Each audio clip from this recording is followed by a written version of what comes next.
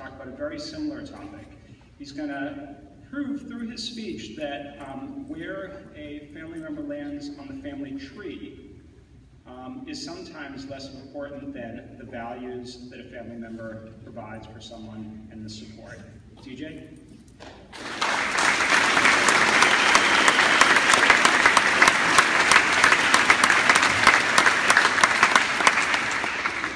Thank you, Mr. Marconish. As many of you know, I live with my grandparents. What many of you may not know is how I got there. As an infant, I lived with my birth parents in a green apartment building right off the bridge in South Portland. I don't remember much of this time, but I know my dad was an alcoholic who spent many times in jail and rehab to get back on track. He fought a lot and never showed me affection unless it was a letter from his jail cell, which were the only times he sounded sober. He would have friends stay over when they needed a place to stay, taking my bed, which forced me to sleep in dresser drawers or a pile of blankets on the floor. One day, this situation was pushed to the brink, and the court decided my father was no longer good for me, and that he could never see me again. However, the reason I'm telling you this is not for sympathy or pity, and the reason I'm telling you this is not to show the absence of my father.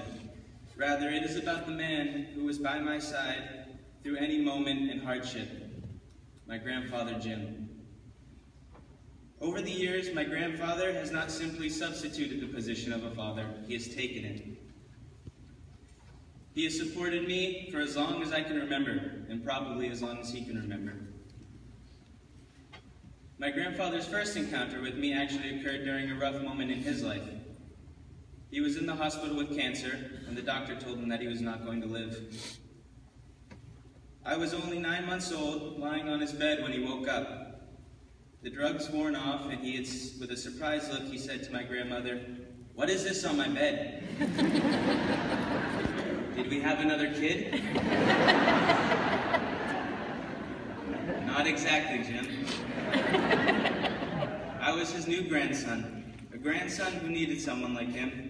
And sure enough, he fought cancer and eventually overcame his sickness. This is one of the reasons why he is the strongest man I know. He has had cancer, has had shingles on his face and hand, a double knee replacement, and has been living with a concussion for 6 years. And the only times you will hear him complain about pain is when he gets a cramp in the middle of the night, which happens more than you would think. He gets up at 5 a.m. every day, drives 100 miles just to be a supervisor at a construction site, and the reason he hasn't retired is so he can bring money home and keep me in school. For as long as I can remember, my grandfather has always had the motivation and drive to work. He knows everything about construction, and no one can ever prove him wrong. Of course, having someone in the house who can build everything also has its downs. For example, the time I wanted to build a model car. He enjoyed hearing about my interest to follow in his footsteps, so he bought me a hammer, a worker's belt, a table to build on, and a helmet. I was excited to build something of my own with the help of a legend. Couldn't wait to spend a quality 3 hours with him. Well, in reality, I watched him for 3 hours do it himself. And he did not even let me hit a nail. Of course, waving my hammer around and exerting energy was very tiring. After our bonding, I left the model car in the basement and have not seen it since. Even though I never got to participate in this project, this story truly shows how passionate he is about work, and he has let me enjoy some of that with him. My grandfather's company also built Falmouth Ice Rink. He was so proud that he brought me a couple days before opening.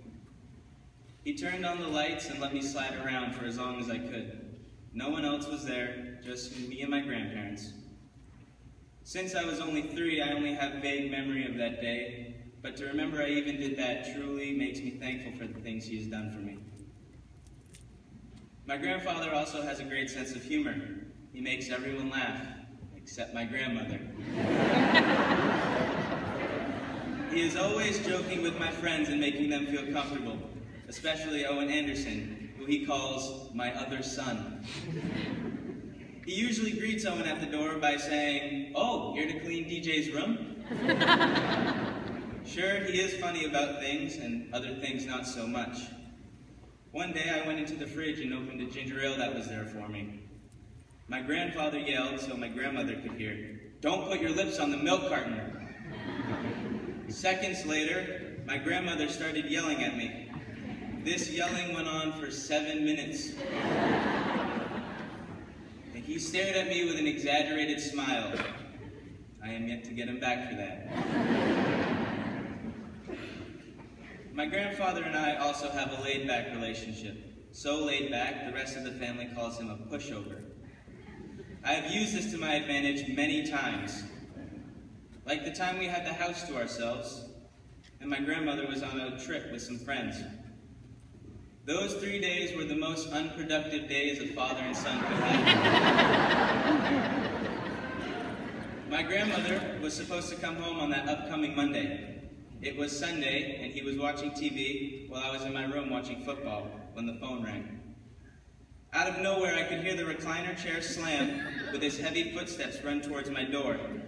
He pushed the door open and said, "She's coming home a day early. Quick, let's clean."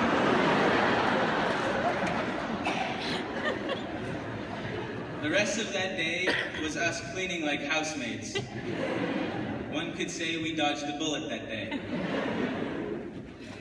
Even though my grandfather sounds like he's all fun and games, he truly cares about me. My biological father never showed me the affection any kid wants. Growing up the way I did, being left alone was my biggest fear. Up until I was 7, the fear of being left alone rushed through my head every night. My grandfather was kind enough to stay up until the early hours of the morning, making sure I was okay, even though he had to get up at 5 that next morning. He would sleep in my bed, making sure I was okay. One day I asked him about my father. He told me how it was, and he said he would always be my grandfather. This is not the case, however. He is my father. The man who plays games with me, supporting me in whatever I do. Now that I am older, I realize how much of his life he gave to me to give me my own. He said he would always have agape love for me. Agape love means love that will never die. In this situation, the saying, "You never know what you have until it's gone," is not the case, as I am fortunate to understand the sacrifice he has made for me. One more thing about my grandfather, he is dedicated.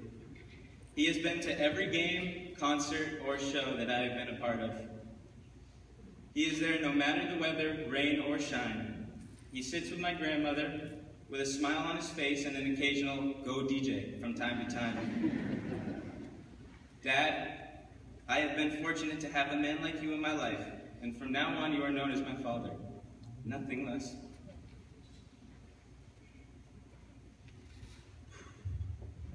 Not only do I thank you for your support, I thank you for being there for me in any situation, just like a father should.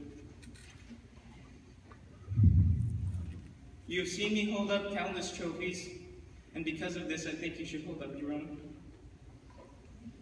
Jim Nicholas, if you could stand.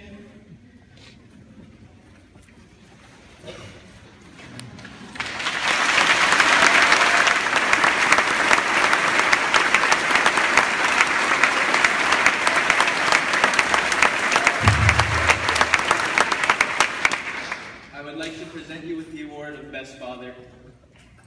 It has always been a comfort to know that you've been there for me, no matter what happens. You've touched my life in so many ways, more than you will ever know. I love you, Dad, and I always will. Thank you.